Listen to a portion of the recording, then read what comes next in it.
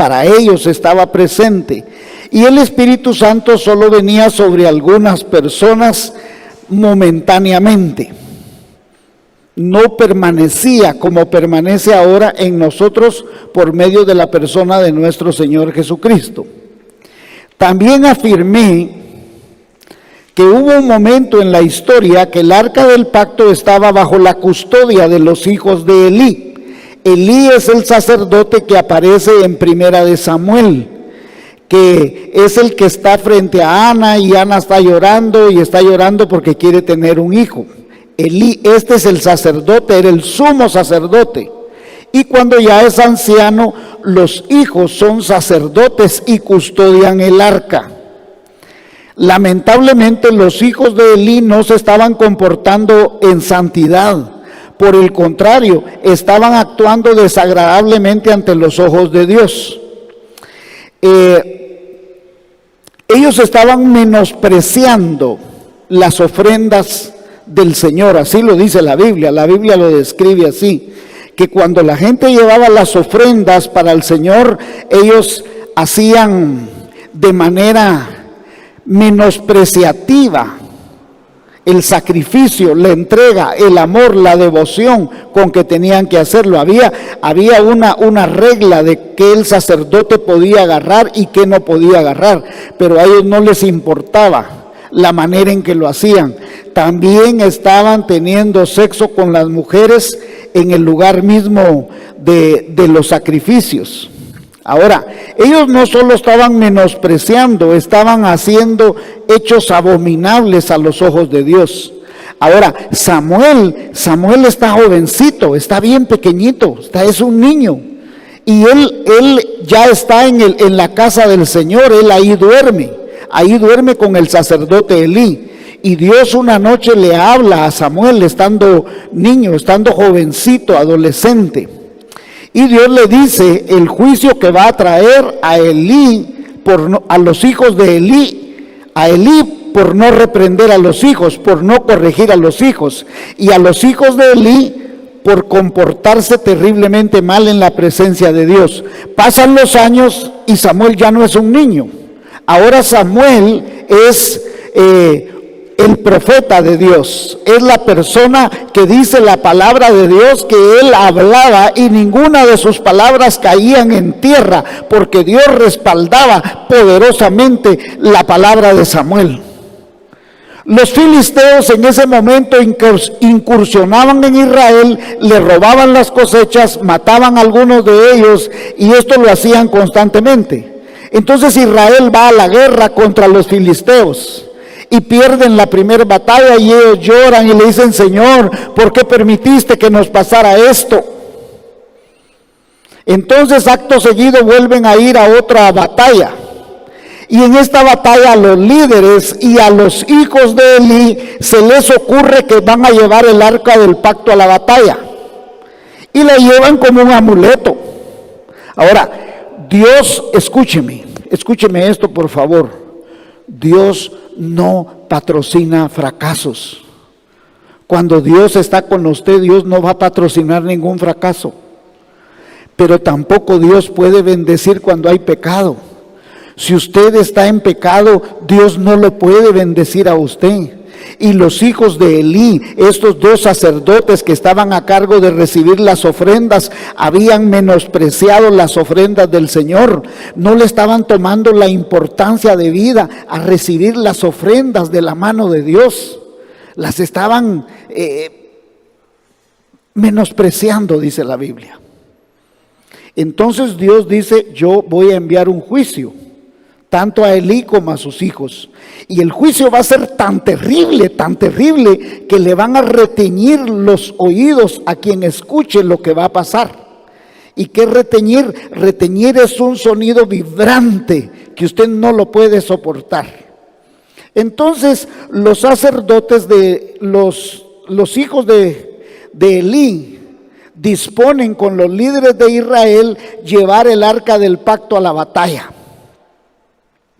Pero Dios ya había advertido a Samuel lo que iba a pasar, el juicio que vendría. Y entonces todo esto que les estoy narrando está en Primera de Samuel, capítulo 2, capítulo 3, capítulo 4. En el capítulo 2, versículo 30, Dios le advierte al mismo Elí lo que va a pasar. Y mire, le dice: por tanto, Jehová, el Dios de Israel, dice: yo había dicho que tu casa y la casa de tu padre andarían delante de mí perpetuamente. Mire qué promesa tan linda. Yo ya había dicho, dice Dios, que tú y tus hijos y tu casa iban a andar delante de mí perpetuamente. Mas ahora ha dicho Jehová: nunca yo tal haga, porque yo honraré a los que me honran, y a los que me desprecian serán tenidos en poco. Entonces, una vez que van a la batalla, la pierden. ¿Y por qué pierden la batalla? Porque ellos habían llevado el arca del pacto como un amuleto. Y Dios no puede bendecir donde hay fracaso, donde hay pecado, donde hay maldad, donde hay hechos abominables. Un guerrero de la tribu de Benjamín logra escapar del fragor de la batalla y lleva las nuevas a Silo. En Silo era donde estaba el sacerdote Elí, que era el sumo sacerdote. Y cuando lleva las noticias, eso está en Primera de Samuel capítulo 4 del versículo 12 en adelante. Entonces él narró que la batalla había sido perdida y que 30,000 hombres habían muerto en un solo día, y que los que habían quedado habían salido huyendo, y que los 2 hijos de Elí habían muerto, y que el arca del pacto había sido robada. Elí tenía 98 años y era un hombre de sobrepeso. Cuando llevan esta noticia, él se cae hacia atrás, se desnuca y muere ahí. La nuera de Elí, una esposa de los hijos de Elí, que se llamaba Finés, cuando escucha la noticia que su suegro es muerto, su esposo muerto, y el arca del pacto había sido robada, llevada cautiva por los filisteos, se desacomodó emocionalmente. Ella estaba embarazada, estaba ya en los últimos días para dar a luz, y al momento de escuchar la noticia, su suegro muerto, su esposo muerto, el arca del pacto robada, ella se desacomoda, empieza a gritar y ahí dio a luz. Mientras está dando a luz, las mujeres que la están ayudando le dicen: no tengas temor, ha nacido un niño. Pero ella se dio desatendida, ella no estaba en sí. Y cuando el niño sale, ella le pone por nombre Icabod y empieza a gritar: Icabod, Icabod. La gloria de Jehová es traspasada. La gloria de Jehová es perdida en Israel. Dijo pues: es traspasada la gloria de Israel, porque ha sido tomada el arca de Dios. Lo impensable había pasado. Como que usted viniera a la iglesia y Dios no está aquí. Que usted no siente a Dios más. Así Israel, por su pecado y en especial por la maldad de los hijos de Elí, en un abrir y cerrar de ojos, vino un juicio terrible a todo Israel y en especial a la casa de Elí. Esto por no honrar ni respetar la presencia de Dios en Israel. Pensaron que podían usar a Dios de la manera que ellos quisieran, cuando ellos quisieran y a la hora que ellos quisieran. Pero Dios no puede bendecir la maldad. Dios no puede bendecir el pecado. Vamos ahora al capítulo 5. Le voy a leer unos versículos de lo que pasa ahora con los que se llevaron el arca. Capítulo 5, versículos 1 en adelante. Cuando los filisteos capturan el arca de Dios, la llevaron desde Ben-Ezer a Asdod, sea, desde el lugar que se llamaba Ebenezer hasta Asdod. Asdod era una de las ciudades de los filisteos. Tenían 5 ciudades con 5 príncipes. Y tomaron los filisteos el arca de Dios y la metieron en la casa de Dagón y la pusieron junto a Dagón. Ellos pensaron que su Dios le había ganado al Dios de Israel y que podían ponerlo como trofeo a la par del Dios de ellos. El Dios de ellos, Dagón, se suponía que era el papá de Baal. Baal es el Dios de las moscas. Baal, según ellos, era el hijo de este Dios que ellos tenían, con minúscula, Dagón. Y también creían que era el Dios de la vida, el Dios de la fertilidad. Tenía mitad de cuerpo de hombre y mitad cuerpo de pez. Número 3, versículo 3. Y cuando al siguiente día los de Asdod se levantaron de mañana, he aquí Dagón estaba postrado en tierra delante del arca, y tomaron a Dagón y lo volvieron a poner en su lugar. Creyeron que la gloria de Dios había abandonado. ¡Qué equivocados estaban! Hermanos, cuando el ser humano no le da gloria a Dios, Dios no necesita que nadie le dé gloria. Él se glorifica a sí mismo. Así es de que de hecho, el Dios que ellos tenían, que según ellos les había dado la victoria, estaba postrado ante lo que representaba la presencia de Dios en Israel. Dios no necesita que nadie lo glorifique. Él es autosuficiente, es omnisciente, es omnipotente. Él es el Dios todopoderoso que hizo los cielos y la tierra. Número 4. Y volviéndose a levantar a la mañana siguiente, he aquí que Dagón había caído postrado en tierra delante del arca de Jehová, y la cabeza de Dagón y las palmas de sus manos estaban cortadas sobre el umbral, habiéndole quedado a Dagón únicamente el tronco. Podemos imaginar el terror que sintieron estos sacerdotes de esta falsa deidad al ver que nuevamente el Dios que ellos tenían estaba en el suelo y postrado hacia la dirección del arca, mutilado de la cabeza y mutilado de las manos. Dios demostró que Dagón no tenía ningún poder, así de que no era ninguna casualidad que en días seguidos Dagón cayera postrado delante de la presencia de Dios. Ahora ellos podían tomar una decisión ante tal de demostración de genuino poder ante cualquier deidad humana, que la presencia de Dios genuinamente estaba en el arca de Jehová. Solo 2 cosas puede hacer uno: creer en el Dios de los judíos, que era el Dios verdadero, servirle, amarle, adorarle, o seguir con sus tradiciones. Y por absurdo que parezca, ellos decidieron mejor seguir con la tradición de Dagón. ¿Y sabe qué hacen? El siguiente versículo nos da claridad de que es lo que ellos hicieron. Por esta causa, dice, los sacerdotes de Dagón y todos los que entran en el templo de Dagón no pisan el umbral de Dagón en Asdod hasta hoy, dice. ¿Qué significa? Ellos prefirieron seguir adorando a su Dios a pesar de que había una contundencia de que el Dios de Israel era el Dios verdadero. Versículo 6. Y se agravó la mano de Jehová sobre los de Asdod y los destruyó. Empezó a morir gente diariamente. Y los hirió con tumores en Asdod, en todo el territorio. Aquí está el punto. Nadie que no quiere obedecer ni creer en Dios, y ya manifestándose ese Dios a su vida, puede continuar en su presencia sin recibir las consecuencias. Dios les había demostrado a los filisteos que Dagón no era un Dios verdadero, que es más, era un Dios que no se podía ni defender a ellos mismos. ¿Cómo los iba a defender?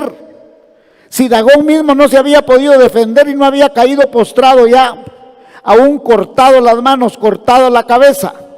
Entonces Dagón menos los podía defender a ellos. Ahora, con todo, en la mente de ellos, por absurdo que parezca, ellos decidieron seguir adorando a Dagón. Estas personas fueron confrontadas con la verdad y sin embargo prefirieron rechazar a Dios, rechazar la verdad contra toda evidencia. Versículo 7. Mire esta, dígame si no es lo que la mayoría de nosotros hacemos cuando no queremos nada con Dios. Oiga esto. Y viendo esto, los de Asdod dijeron: no quede con nosotros el arca de Dios de Israel, porque su mano es dura sobre nosotros y sobre nuestro Dios Dagón. O sea, es absurdo. Dios les había demostrado quién era Dios. Sin embargo, ellos dicen: no quede con nosotros. En vez de reconocer que el Dios de Israel era real, era verdadero, poderoso, optaron por alejarlo, no por acercarse a Él, no por entrar en comunión con Él. Los de Asdod estaban muriendo. Dios los estaba destruyendo con terribles plagas. Cuando uno lee los demás capítulos se da cuenta de que era tan terrible que habían llegado plagas a la agricultura, se había llenado de ratas todo el pueblo y ellos tenían tumores. Dicen algunos teólogos que los tumores eran hemorroides, de tal manera que las hemorroides los estaban haciendo sangrar y morir. Las hemorroides son dolorosísimas, dolorosísimas. Y lo curioso es que le dé a una persona, pero que le dé a todo. Dice, la Biblia dice, cuando usted sigue leyendo los capítulos, dice que niños, jóvenes, grandes, hombres y mujeres, todo mundo tenía este tipo de tumor. ¿Y por qué vino esto? Como consecuencia de rechazar la presencia de Dios. Entonces a ellos se les ocurre que lo envían a otra ciudad y lo envían a la ciudad de Gat, el arca. Gat es la ciudad de donde va a salir Goliat, que se va a enfrentar en batalla con David y que David lo va a vencer. Y ahí en Gat pasa exactamente lo mismo. Y entonces la agarran en Gat y la mandan a Ecrón. Ecrón era otra ciudad, con los mismos resultados. Y el punto es el siguiente. Cuando usted y yo andamos fuera de los caminos de Dios y aceptamos a Jesucristo como nuestro Señor y Salvador personal, genuinamente Jesús trae liberación, trae paz, trae sanidad, trae justificación, trae santificación, trae prosperidad. Pero rechazar a Jesucristo trae lo contrario, trae maldición, condenación, insatisfacción, esclavitud, enfermedad, desgracia, desasosiego. Cada una de estas ciudades recibió la presencia de Dios y pasó exactamente lo mismo, y cada una de ellas rechazó la presencia de Dios. En vez de acercarse a Dios, decidieron deshacerse de Dios. Y hermanos, eso literalmente no se puede. Y yo sé que hay personas que dicen: bueno, yo no creo en esto, no quiero en lo otro, pero yo me aparto. Nadie puede rechazar al Señor sin recibir las consecuencias. Y aunque haya gente que diga: bueno, yo en este mundo no quiero saber nada, no quiero que me digan nada, porque estamos viviendo tiempos de posverdad. En los tiempos de posverdad lo que vale son tus emociones. Aquí ya la verdad ya no vale. Aquí es lo que tú sientes. Por eso ustedes ven la modalidad de ese encanto maravilloso que hay de estarse tomando fotos y de sentirse linda, de sentirte maravilloso. Y hasta los hombres ahora hacen trompas para tomarse fotos. Si eso no se miraba antes. ¿Dónde había visto usted un hombre haciendo trompas así para tomarse fotos? No, ahora están los hombres. No, esto está terrible. ¿Y sabe por qué? Porque es un rechazo en su mente, en su corazón, de los principios de Dios. Ahora, por mucho que una persona diga: bueno, yo no quiero saber nada de Dios, tarde o temprano la Biblia dice que está establecido que los hombres mueran una sola vez y de ahí el juicio. Tarde o temprano usted y yo nos pararemos ante el tribunal de Jesucristo. Y solo hay una respuesta: si usted tiene o no a Jesucristo en su corazón. Pero una cosa sí le garantizo, aunque usted no quiera creer, aunque usted diga, no, yo me aparto, yo no quiero creer en religiones, está bien, usted es libre y Dios le ha dado esa libertad. Pero está establecido que un día usted y yo nos tendremos que parar ante el tribunal de Jesucristo. Y la única manera es que usted tenga un abogado ahí a su lado que lo defienda. Y el único abogado que Dios acepta es Jesucristo. Y si Jesucristo está en su corazón, usted tiene la vida. Porque la Biblia dice, el que tiene el Hijo tiene la vida, el que no tiene al Hijo ya es condenado por cuanto no ha creído en el unigénito Hijo de Dios. En las 3 ciudades pasó exactamente lo mismo. ¿Por qué? Porque las 3 ciudades rechazaron tener el arca, tener la presencia de Dios.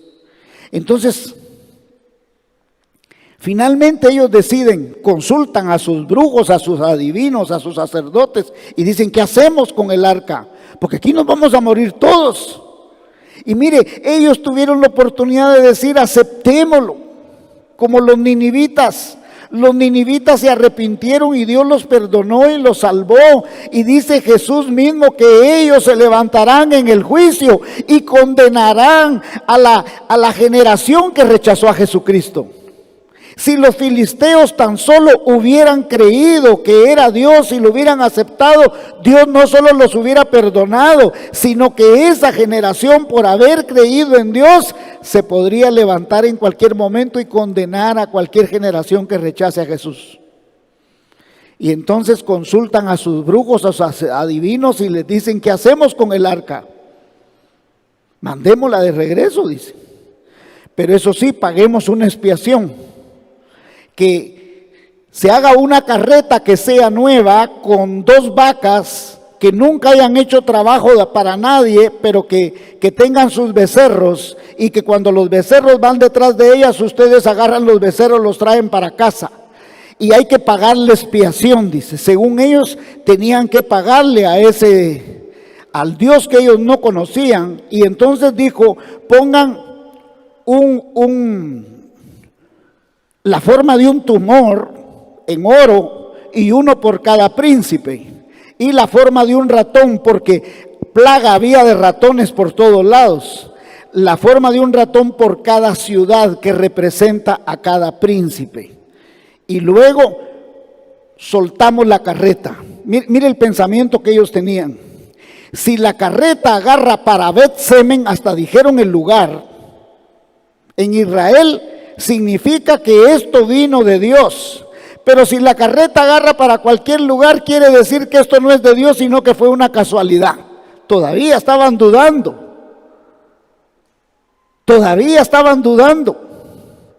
Por eso Jesús dijo, y escúcheme por favor, no pretendo ofender a nadie, pero hay gente que para creer en Dios quiere ver milagro tras milagro tras milagro.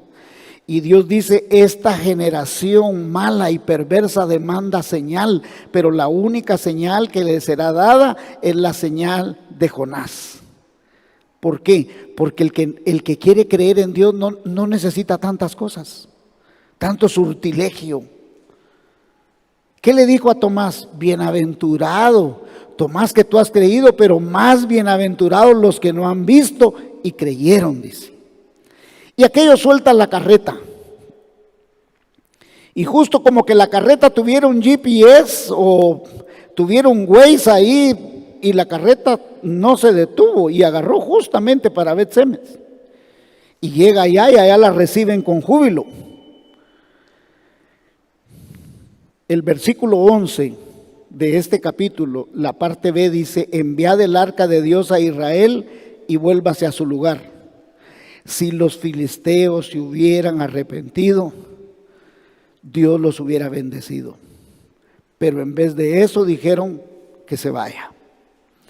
Y lo mismo sucede hoy en día con la gente.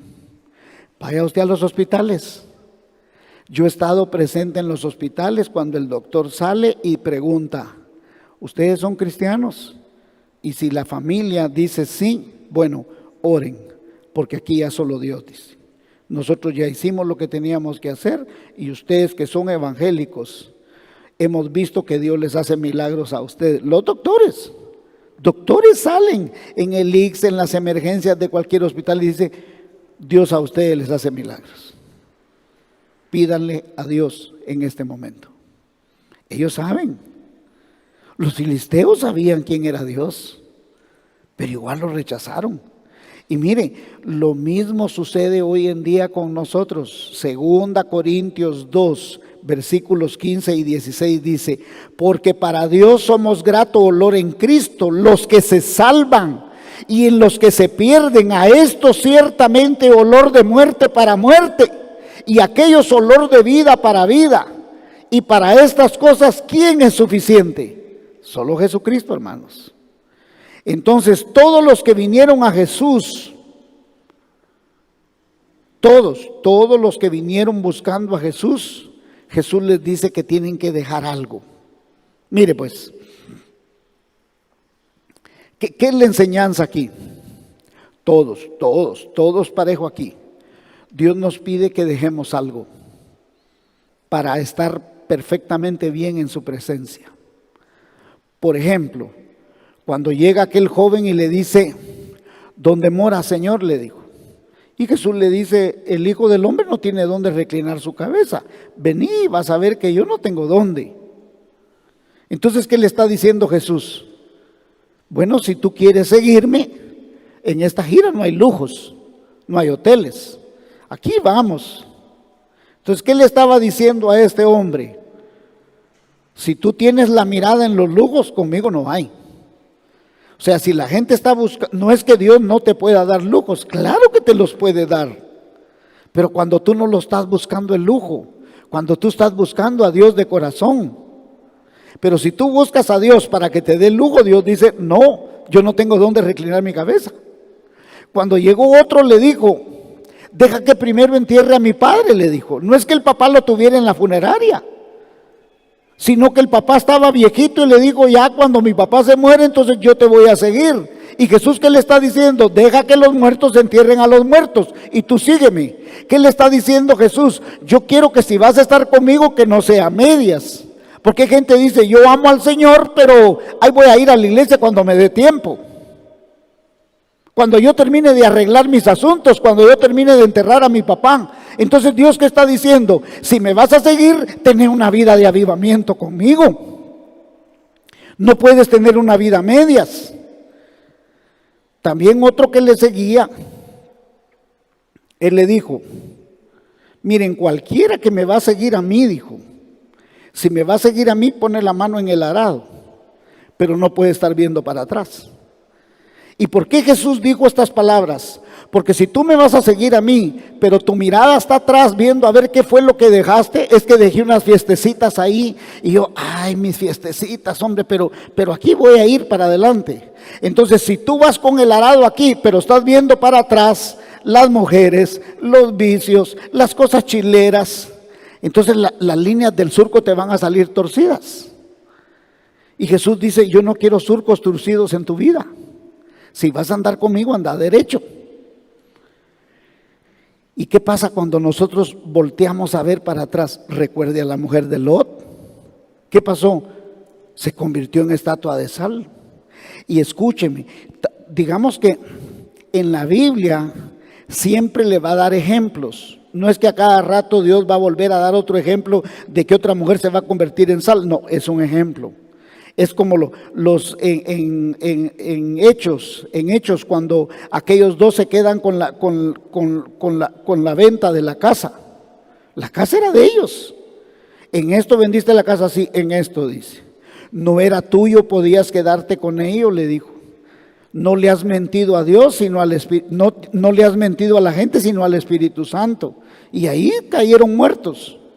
¿Quiere decir, pastor, que si yo le robo al Señor va a caer muerto? No, ya un ejemplo hay. Y entonces, ¿cuál es la muerte que yo puedo tener? Bueno, es la muerte emocional. Es la muerte de tus negocios. Nunca prosperas en nada, nunca sales adelante. Si muerte simbolizan un montón de cosas.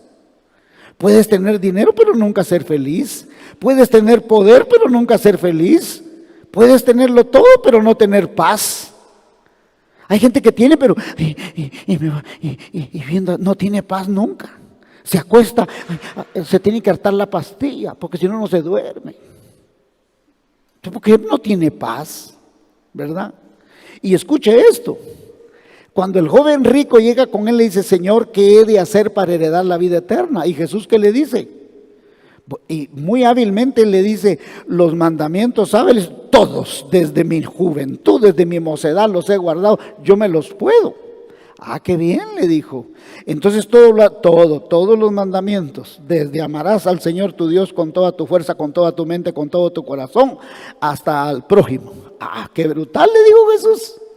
Pues entonces vende todo lo que tienes y repártelo a los pobres. Dice que se fue triste. Entonces Jesús, dicen los apóstoles, esta es versión de los apóstoles: vayan a traerlo, díganle que solo la mitad vendan. No, Jesús lo dejó ir. No lo fue a rogar que venga al otro culto, pues, pero que venga. No. ¿Por qué Jesús no lo rogó? Porque Él le dijo que amaba a Dios sobre todas las cosas. ¿Pero qué demostró? Que amaba más el dinero que a Dios.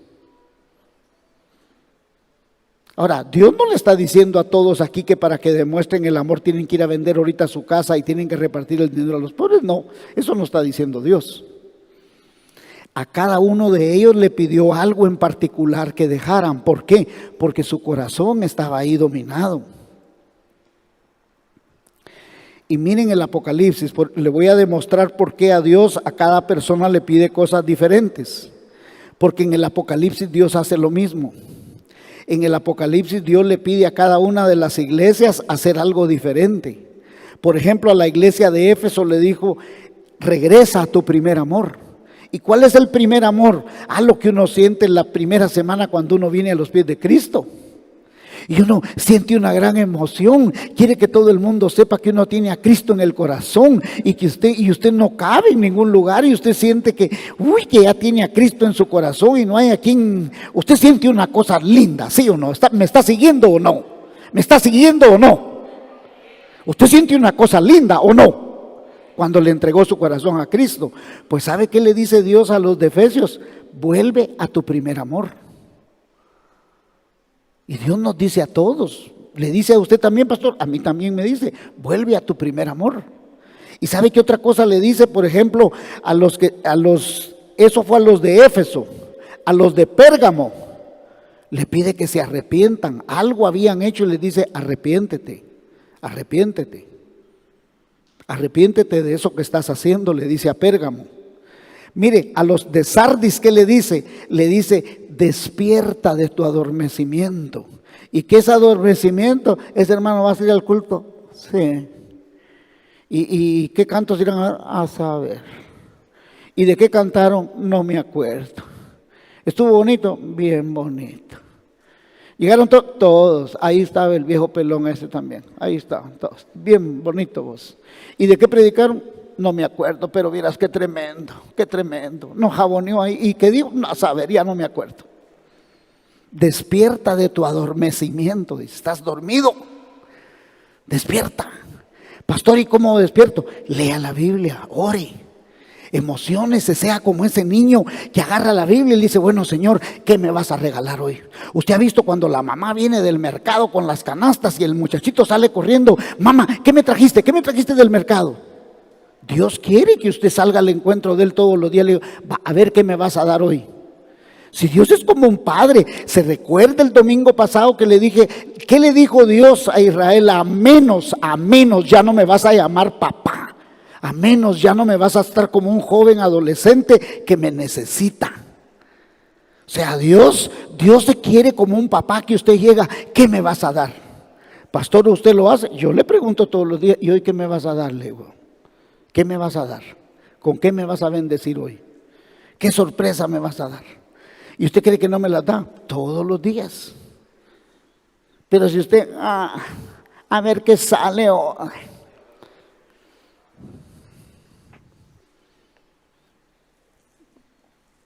Mire lo que le dice a la otra iglesia. Oiga esto. A la Odisea. A la Odisea le dice: eres insípida. No eres ni fría ni caliente. Por cuanto eres tibia, te voy a vomitar de mi boca. ¿Y qué es tibia? Que no tiene ningún compromiso. Y estamos viviendo tiempos en que la gente no quiere compromiso. Mejor si miramos el culto de lejos. Mejor si ya no hay ningún compromiso con Dios. Y Dios no quiere eso, hermanos. Dios le habla a usted y a mí poderosamente diciéndonos en Apocalipsis 3:20: he aquí, yo estoy a la puerta y llamo. Si alguno oye mi voz, yo entraré con él, cenaré con él y él conmigo. ¿Qué está diciendo? Yo quiero tener comunión contigo. Yo quiero que seas mi hijo toda la semana. Yo no quiero que seas hijo solo el domingo. Yo quiero el domingo quiero verte que tú tienes una relación bonita, hermosa, santa conmigo todo el tiempo, que tú me buscas, que yo me encuentro, que tú lees la Biblia y yo te hablo, que tú oras y yo te contesto, que tú tienes necesidad y yo inmediatamente estoy ahí contigo. Dios sí quiere tener esa clase de relación con usted y conmigo. Dios quiere bendecirlo, Dios quiere prosperarlo. Pero Dios quiere que usted reverencie, que usted honre la presencia de Dios. Y hermanos, miren, con todo respeto, con todo cariño, con toda humildad, ¿quién va a ir a pedir un trabajo? Y dice, mire, ¿a qué hora es aquí el trabajo? Bueno, mire, aquí entramos a las 8 y a la 1 usted puede ir a almorzar, regresa, a las 5 de la tarde nos vamos. Pero a las 8 no se arranca así con toda la fuerza, ¿va usted? ¿Será que yo puedo venir como a las 9? Porque a las meras 8 no se entra así con fuerza, ¿va que no? Igual los que venimos tarde a la iglesia, es que tempranito comienzan los coritos, yo los coritos y yo quiero entrar ya pasadito. Usted se arregla bonito, ¿por qué? Porque usted se va a ir a juntar con Dios. A ver si a usted lo invitan al Palacio Nacional. Ellos le mandan a uno. Yo las veces que me he presentado en el Palacio Nacional, ellos tienen un protocolo hasta cómo se tiene que vestir usted. Usted no puede llegar en chancletas al palacio y decir, mire, es que viene a ver al presidente. ¿Usted cree que lo dejan entrar? No lo dejan entrar. A menos que usted viva en traje típico, que ese ya sea su traje normal. Pero usted no puede llegar en pantaloneta y mire aquí, vengo a ver al presidente. No lo dejan entrar. ¿Y Dios no será más importante? Dios es importante para que usted le dé el lugar que a Él se merece. A Él sea toda la honra, toda la gloria. Ahora, cuando Él dice, yo estoy a la puerta y llamo, si alguno oye mi voz, yo entraré, dice, cenaré con Él. ¿Qué es cenar? Confianza. ¿Usted con quién cena? Solo con un amigo, con la novia, con el novio, con la esposa, con los hijos. Cenar está hablando de intimidad. Y Él conmigo, dice. Dios quiere tener una relación muy, pero muy especial con usted. ¿Y qué quiere Dios? Que usted aquilate, que usted valore, que Dios quiere ser el Señor de su vida. ¿Quiere bendecirlo? Sí. ¿Y sabe cómo termino esta historia? Después el arca va a ir a la casa de Edom, se llama el hombre.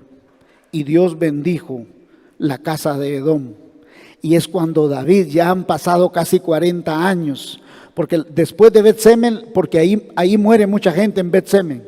El próximo domingo o en otro les voy a contar qué es lo que pasa. Pero ¿qué continuó? Ya antes que David la lleve, van a pasar casi 40 años y el arca no ha llegado a Jerusalén. Pero a donde llegó el arca, Dios bendijo o Dios maldijo, según la manera en que se comportaron con la presencia de Dios. Que es la invitación, honremos la presencia de Dios en nuestra vida para gloria del Padre, del Hijo y del Espíritu Santo. Amén. Vamos a orar pues, vamos a orar. Señor Jesús, bendecimos tu nombre porque tú nos desafías, Señor, a que vivamos una vida comprometida contigo. Una vida en la cual nosotros estemos delante de ti, honrándote, bendiciéndote, buscándote. Ciertamente tú no pides que nosotros hagamos promesas, tú no pides que nosotros hagamos compromisos que después no podamos cumplir.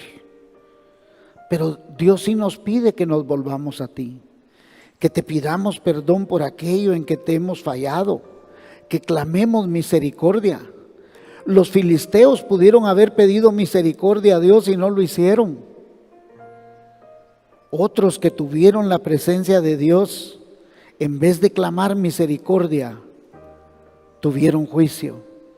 Y yo les pido, hermanos, que usted y yo clamemos por misericordia al Señor y que podamos servirle con amor, en lo poquito que podamos, orando, leyendo la Biblia, orando por los enfermos, orando por los que no conocen a Jesucristo, orando por la nación, orando por Jerusalén, orando por este mundo que se está desvaneciendo.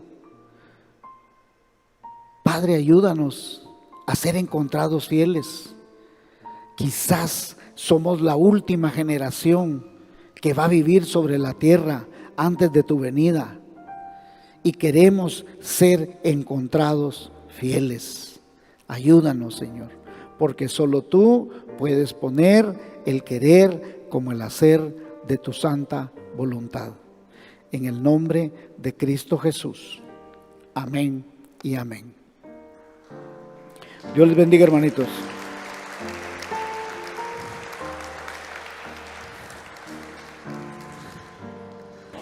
Quiero orar. ¿Ya terminó la transmisión? Ok.